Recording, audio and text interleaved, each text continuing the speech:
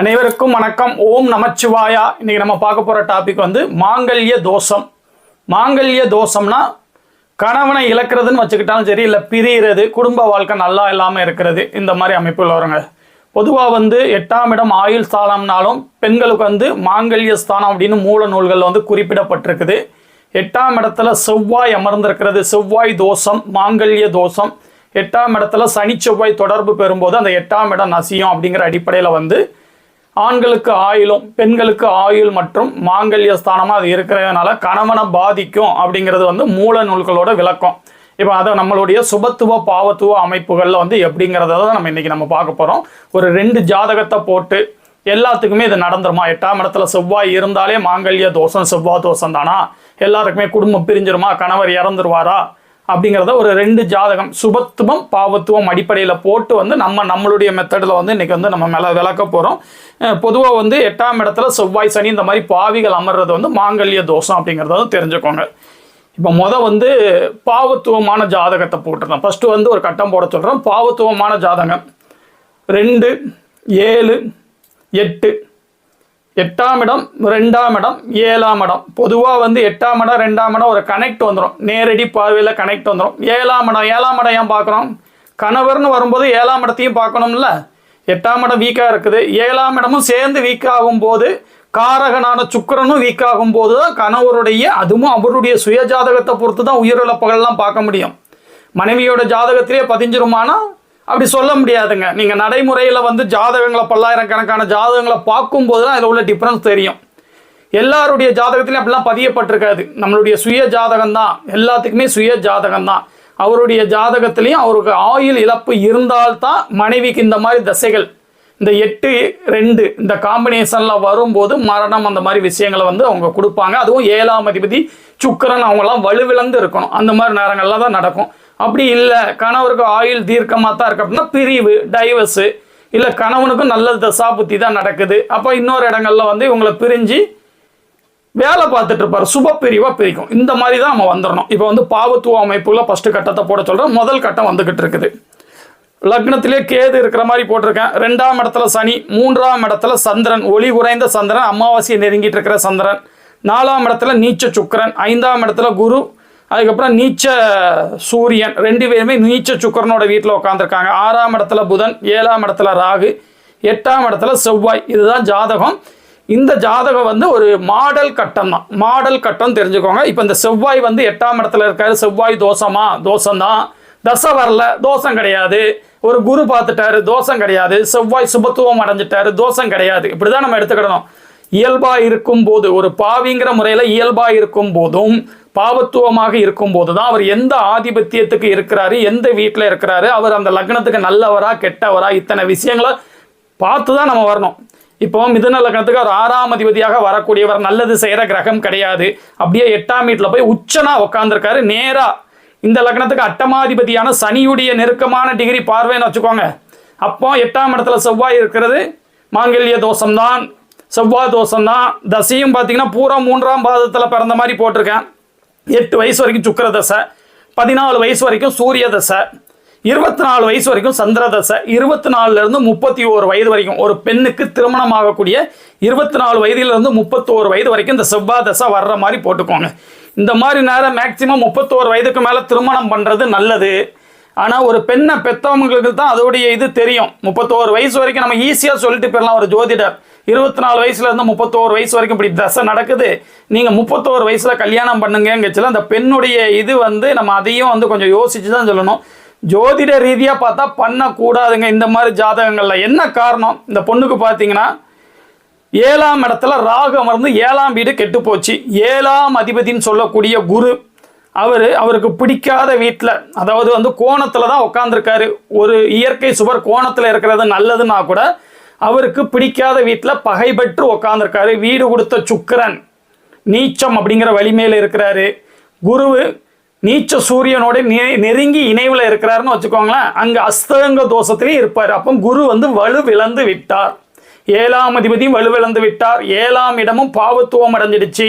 அதுக்கப்புறம் காரகன் சொல்லக்கூடிய சுக்கிரன் அவரும் பார்த்தீங்கன்னா நீச்சனா போட்டு செவ்வாயுடைய எரிச்சலான பார்வையில் உள்ள சனியுடைய 3ஆம் பார்வை ஒரு 25% கெடுக்கும்னாலும் இந்த இடத்துல சுக்கிரன் ஸ்தான வலுவையும் இழந்து பாவத்துவமும் அடைஞ்சிட்டாரு. அப்போ காரகனும் கெட்டு போயிட்டாரு, அந்த ஆதிபத்தியமும் கெட்டு போயிடுச்சு, அந்த ஆதிபத்தியத்துக்கு உள்ள அந்த கிரகமும் கெட்டு போச்சு. அப்போ இந்த 3 விஷயங்களும் கெட்டு போகும்போது அப்படியே 8ஆம் இடத்துக்கு வந்தீங்கன்னா 8ஆம் இடத்துல இந்த மாதிரி பாவத்துவமாக இருந்து 2ஆம் வீட்டை பார்த்து ஒரு கிரகம் தசை நடத்தும் போது கண்டிப்பாக கெடுபலன்கள் இருக்குமானா இருக்கதாங்க செய்யும். கணவருடைய தசாபுத்தி அமைப்புகளை பொறுத்தும் கோச்சார ரீதியான கிரக நிலைகளை பொறுத்தும் சஷ்டாஷ்டக அமைப்புலையோ இல்லை செவ்வாய் தசை சேர்ந்த உடனே இந்த மாதிரி பாவத்துவமாக இருக்கும்போது ஆயுள் பங்கம், விபத்து, கண்டம், ஆப்ரேஷன், தீராத கடன், தீராத வியாதி, இதோட சேர்த்து குடும்ப வாழ்க்கையில் கடுமையான சிக்கல்களை கணவனோட உயிரை கூட பறிக்கிறதுக்கான வாய்ப்புகள் அதிகம். 7ஆம் இடம் வீக்காக இருக்கிறதுனாலையும் 7ஆம் அதிபதி 7ஆம் இடத்து காரகன்கள்லாம் வந்து வீக்காக இருக்கிறதுனால அதுக்கான வாய்ப்புகள் அதிகம். கணவருடைய ஜாதகத்திலையும் இது கன்ஃபார்ம் பண்ணணும், அப்படி இல்லைன்னா பிரிவை நோக்கி போகிற அமைப்புகள் வருங்க. இதுதான் இந்த ஜாதக அமைப்பு. ராசிக்கும் அப்படியே எடுத்துக்கோங்க. அதாவது 2ஆம் வீடு, லக்னத்துக்கு 2ஆம் வீடு, 2ஆம் அதிபதி, அமாவாசை சந்திரனா தான் போட்டிருக்கேன். 2ஆம் வீடு, 2ஆம் அதிபதி, அமாவாசை சந்திரனுக்கு வீடு கொடுத்த சூரியனை வந்து நீச்சலாக போட்டிருக்கேன். இருந்தாலும் அவர் ஓரளவு குரு அஸ்தங்கப்படுத்தினால சுபத்துவமாக தான் இருப்பார். இருந்தாலும் 2ஆம் வீடு, 2ஆம் அதிபதி, 8ஆம் வீடு, 8ஆம் அதிபதி, 7ஆம் வீடு, 7ஆம் அதிபதி, இந்த மாதிரி வந்து லக்னத்துக்கும் அப்படியே ராசிக்கு எடுத்துக்கோங்க. ராசிக்கு 2ஆம் இடத்துல சுக்கிரன் அமர்ந்திருந்தால் கூட அவர் நீச்ச சுக்கிரனாக தான் இருக்காரு. அவர் அந்த 2ஆம் அதிபதி புதன் 6ஆம் இடத்துல போய் அவருக்கு பிடிக்காத நபருடைய வீட்டில் தான் உட்கார்ந்துருக்காரு. அப்படியே 7ஆம் இடத்துல, 7ஆம் இடத்துக்கு எந்த பாவிகள் தொடர்பு இல்லைன்னா கூட அப்படியே 7ஆம் அதிபதினு சொல்லக்கூடிய சனி அவர் வந்து அவருக்கு பிடிக்காத நபருடைய வீட்டில் பகை பெற்று செவ்வாயுடைய உச்ச செவ்வாயுடைய எரிச்சலான பார்வையில் அவரும் பாதிக்கப்படுற மாதிரி போட்டுக்கோங்க. லக்னம் தான் எப்போவுமே பிரதானம், ராசி வந்து ஒரு சைடு அமைப்புகள் வச்சுக்கோங்க. இதில் லக்னத்தில் வந்து டோட்டலாக டேமேஜாக இருக்கிறதுனால ராசியில் சுபத்துவமாக இருந்தால் கூட அப்படி ஒன்றும் பெரிய ப்ளஸ் பாயிண்டாக அவங்க வந்து செய்ய முடியாத நிலைமையில தான் இருப்பாங்க.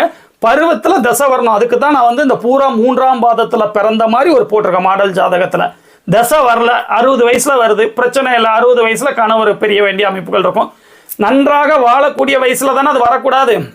ஒரு பொண்ணுக்கு முக்கியமே குழந்தையும் கணவரும் தான். இப்போ உள்ள பெண்களுக்கு வேலை 3ஆவது எக்ஸ்ட்ரா வந்து முக்கியமான விஷயம். இந்த மாதிரி அமைப்புகளில் கணவனை வந்து இளம் வயசில் பிரிகிறதுங்கிறது கஷ்டகரமான ஒரு விஷயங்கள் தாங்க.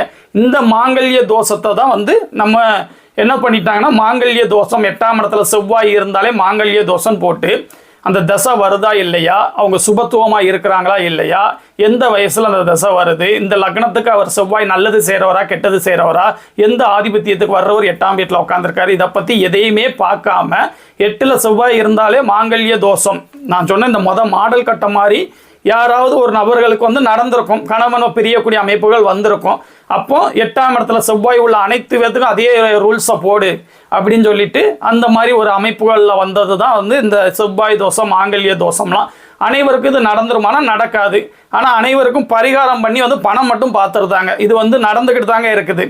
அது வந்து அதை மாற்ற முடியாதுங்க. ரெண்டாவது வந்து ஒரு தெய்வ பக்தியோடு வந்து நீண்ட காலம் தெய்வ பக்தியோடு இருந்து அது மூலியமாக வந்து அவங்களுக்கு வந்து சரியாகுது அப்படின்னா கூட அதில் ஒரு லாஜிக் இருக்குது. ஆனால் வந்து ஒரே ஒரு நாள் போய் பரிகாரம் பண்ணுறதுனால சகல விதிகளையும் இந்த ஜாதகத்தில் பிறந்ததுக்கான அமைப்பே இப்போ தப்பாக போயிருது. இந்த இடத்துல ஒரு உயிர் வந்து இந்த இடத்துல பிறக்குது, 9 கிரகமும் எந்த அமைப்பில் இருக்குதோ அப்போ வந்து பிறப்பெடுக்கிறாங்க. நான் என்ன சொல்லுவேன்னா அடிக்கடி வந்து என்னுடைய புரிதல் எப்படின்னா ஒரு ஃபேக்ட்ரியில் தயாரிக்கிற ஒரு பொருட்கள் மாதிரி பேட்ச் நம்பர், இந்த பேட்சில் வந்து ஒரு கம்ப்ளைண்ட் ஆகுதுன்னா அந்த பேட்சில் உள்ள அனைத்து ப்ராடக்ட்டும் அப்படி தான் இருக்குங்கிற மாதிரி நம்ம மனிதனுடைய பிறப்பும் வந்து இந்த ஒரு பேட்ச் நம்பர் மாதிரி தான். இந்த செட்டில் பிறக்கிறவங்க இப்படி, இவங்க அம்மா இப்படி இருக்கணும், இவங்க அப்பா இப்படி இருக்கணும், இவங்களுடைய பொருளாதாரம் எப்படி இருக்கணும், இவங்களுக்கு இந்தந்த வயசில் இந்த மாதிரி நடக்கணும் அப்படிங்கிறது அந்த தசாபுத்தி அமைப்புகளில் வந்து அப்படியே தீர்மானமாகிற மாதிரி செட்டாக பிறப்பாங்க. அப்போ அந்த அமைப்பை வந்து அப்படியே வந்து ஒரே ஒரு பரிகாரம் பண்ணி எல்லாத்தையும் மாற்றிட முடியுமானா அதில் ஒரு இது இருந்த மாதிரி எனக்கு தெரியலைங்க.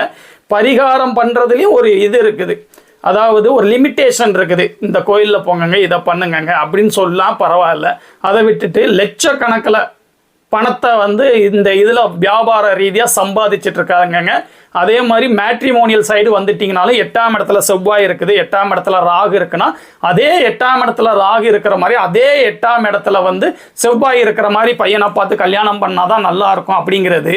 இந்த நட்சத்திரத்துக்கு இந்த நட்சத்திரம்லாம் பொருந்தும், இந்த நட்சத்திரத்துக்கு இந்த நட்சத்திரம்லாம் பொருந்தாது இப்படி சொல்கிறது, இதெல்லாம் வந்து எந்த விதத்தில் லாஜிக் ஆகுங்கிறது வந்து சத்தியமாக புரியலைங்க.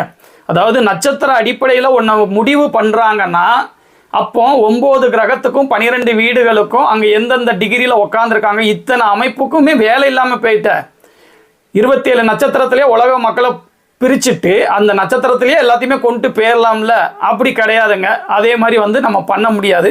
இப்போ 2வது கட்டம் சுபத்துவமாக, அதே 8ஆம் இடத்துல தான் செவ்வாய் உட்காந்துருக்காரு. கொஞ்சம் சுபத்துவமாக இருந்தால் இவங்களுக்கு என்ன மாதிரி பலன்கள் வரும் அப்படிங்கிறத பார்க்க போகிறோம். மீன லக்னமாக போட்டிருக்கேன். 2க்கும் 9க்கும் அதிபதியாக வரக்கூடியவர் செவ்வாய் வந்து நண்பர் அப்படிங்கிற முறையில் ஆதிபத்திய விசேஷம் உள்ள கிரகமாக போட்டிருக்கேன். இந்த இடத்துல பார்த்தீங்கன்னா 2ஆம் இடத்துல சந்திரன் பௌர்ணமி சந்திரனா போட்டிருக்கேன். இவங்களை வந்து 2ஆம் இடத்துல பௌர்ணமி சந்திரனா போட்டிருக்கேன். அப்படியே 6ஆம் இடத்துல ராகு, ஒரு நல்ல ஜாதகத்தில் ராகு கேதுகள் 6-12 அச்சில் இருக்கணும்ல. 6ஆம் இடத்துல ராகு, 7ஆம் இடத்துல சூரியன் புதன் உச்சம், 8ஆம் இடத்துல செவ்வாய் 8ஆம் இடத்துல போட்டிருக்கேன். சுக்கிரனை உடன் போட்டு பிருகு மங்கலத்தில் இருக்கிற மாதிரி போட்டிருக்கேன். ஆதிபத்திய ரீதி அட்டமாதிபதி இணைவனே வச்சுக்கோங்க, என்ன இருந்தாலும் ஒரு இயற்கை சுபர். அதுக்கப்புறம் 9ஆம் இடத்துல சனி போட்டிருக்கேன். 9ஆம் இடத்துல சனி போட்டோம்னா அப்படியே தகப்பனை கெடுத்துருவாங்களா, பாக்கியதைகளை கெடுத்துருவாங்கன்னா அந்த சனிக்கு வந்து குரு பார்வையில் இருக்கிற மாதிரி சுபத்துவ சனியாக போட்டிருக்கேன். அவருடைய பார்வை பலன்கள் வந்து பெருசாக கெடுக்காது அப்படின்னு நீங்கள் வச்சுக்கோங்க. அப்படியே 12ஆம் இடத்துல கேது, இதுதான் வந்து சுபத்துவ கட்டம். இவங்களும் அதே சுக்கிரனுடைய பரணி நட்சத்திரத்தில் 3ஆம் பாதத்தில் பிறக்கிற மாதிரி போட்டிருக்கேன். இவங்களுக்கு 8 வயசு வரைக்கும் சுக்கிர தசை, 14 வயசு வரைக்கும் சூரிய தசை, 24 வயசு வரைக்கும் சந்திர தசை, 24லேருந்து 31 வரைக்கும் அந்த செவ்வாய் தசை வர்ற மாதிரி போட்டிருக்காங்க. இப்போ இவங்களுக்கு செவ்வாய் தசை வருது, என்ன நடக்கும்? 7ஆம் அதிபதி குருவுடைய பார்வையில் சுபத்துவம், உச்சங்கிற ஸ்தான வலு, காரகன் சுக்கிரன் அவர் 8ஆம் அதிபதியாகி 8ஆம் வீட்டிலேயே ஆட்சிங்கிற வலுவில் பிருகுமங்கல யோகத்தில் இருக்கிறாரு. பௌர்ணமி சந்திரன் அதியோகத்திலையும் இருக்கிறாரு. அப்படி ஒன்றும் பெரிய நெகட்டிவ் இல்லை அப்படிங்கிறத புரிஞ்சுக்கிடணும். இந்த வீட்டில் வந்து 7ஆம் அதிபதியோ 7ஆம் வீட்டோ 7ஆம் இடத்துக்கு காரகனோ கெட்டு போகாத நிலைமையில போட்டிருக்காங்க. அப்போ இவங்களுக்கு கணவனை பிரியக்கூடிய அமைப்பு இருக்குமா? 8ஆம் இடத்துல செவ்வாய் இருந்து 2ஆம் இடத்தை பார்த்து தசை நடத்தின உடனே உங்க கணவனை பிரிஞ்சிருவாங்களா? பிரிய மாட்டாங்க. இவர் வந்து பொதுவாகவே வந்து ஒரு இயற்கை பாவிகள், அவங்க வீட்டை அவங்களே பார்க்கக்கூடாது, அது கெடுதல் தான். இருந்தாலும் செவ்வாய் சுபத்துவம் அடைஞ்சி பௌர்ணமி சந்திரனுடைய நேரடி பார்வையில் சுக்கரனோட இணைவில் சந்திரமங்கல யோகமாகவும் பிருகுமங்கல யோகமாகவும் இருந்து அவருடைய 2ஆம் வீட்டை சுபத்துவமாக பார்க்கறதுனால எந்த விதத்திலையும் குடும்பத்தை பிரிக்க மாட்டார், ஆயிலை கெடுக்க மாட்டார், நல்ல விதமாக தான் இருக்கும், எந்த நெகட்டிவும் கிடையாது. அதாவது இவங்களுக்கு 2, 7, 8 அந்த வீடுகள், அதன் அதிபதிகள், அவங்க காரகங்கள், இவங்க எதையுமே வந்து நான் நெகட்டிவாக போடாத அமைப்பில் நான் போட்டிருக்கேன். இப்போ இவங்களுக்கு செவ்வாய் தசை அதே மாதிரி 8ஆம் வீட்டில் தான் இருக்குது. வரிசையாக பாயிண்ட சொல்கிறேன், சுபத்துவமாக இருக்கிறாரு. இதுதான் வந்து கடைசியாக நம்ம எடுக்க வேண்டியது. லாஸ்ட்டாக சுபத்துவம் பாவத்துவம், அதை லாஸ்ட்டாக எடுக்க வேண்டியது நான் முதல்ல சொல்கிறேன். சுபத்துவமாக இருக்கிறாரு. அதே நேரத்தில் 2வது சுபத்துவமாக எப்படி இருக்காரு? பௌர்ணமி சந்திரனுடைய பார்வையிலையும் செவ்வாய் ஆதிபத்திய விசேஷம் இல்லாத அட்டமாதிபதியாகவே இருந்தால் கூட அவர் வந்து ஒரு இயற்கை சுபருங்கிற முறையில் வந்து அவருடைய இணைவு வந்து பிருகுமங்கல யோகமாக செயல்படும். அதனால சுபத்துவம் தான், சுபத்துவமாக இருக்கிறாரு. லக்னத்துக்கு 2க்கும் 9க்கும் நல்ல ஆதிபத்தியத்துக்கு வரக்கூடிய ஒரு 9ஆம் வீட்டுக்கு மறைஞ்சிருந்தா கூட அவருடைய 2ஆம் வீட்டை சுபத்துவமாக தொடர்பு கொள்றாரு. நண்பர் லக்னத்துக்கு ஒரு ஆதிபத்திய விசேஷம் உள்ள கிரகம் பருவத்தில் வந்துடுச்சு. 8ஆம் இடத்துல இருக்கிறதுனால பருவத்தில் வந்துடுச்சு. இந்த பொண்ணுக்கு செவ்வாய் தோஷம் இருக்குது, செவ்வாய் தசை முடிகிற வரைக்கும் நீங்கள் கல்யாணம் பண்ணக்கூடாது அப்படின்லாம் சொல்லலாமா? சொல்லக்கூடாது. இந்த பொண்ணுக்கு செவ்வாய் திசையால் எந்த ப்ராப்ளமும் வராது. இருந்தாலும் சிறு சிறு நெகட்டிவாக அவர் கொடுத்து தான் ஆகணுங்கிற அடிப்படையில் 2ஆம் இடத்து ரீதியாக சின்ன சின்ன ப்ராப்ளங்கள் அவர் கொடுத்தா கூட எதுவுமே வந்து எல்லை மீறாமல் இருக்கும் அப்படிங்கிறத மட்டும் தெரிஞ்சுக்கோங்க. இதுதான் இன்னைக்கு இந்த 2 ஜாதகத்தை சுபத்துவ பாவத்துவ அடிப்படையில் மாங்கல்ய தோஷம் அதை வந்து எப்படி விளக்கணும் அப்படிங்கிறதுக்காண்டி வந்து இந்த 2 ஜாதகத்தை நான் வந்து எடுத்துகிட்டு வந்தேன். இதே மாதிரி இன்னொரு நாள் ஒரு நல்ல டாப்பிக்கில் வந்து நம்ம மீட் பண்ணலாம். ஓம் நமச்சிவாயா.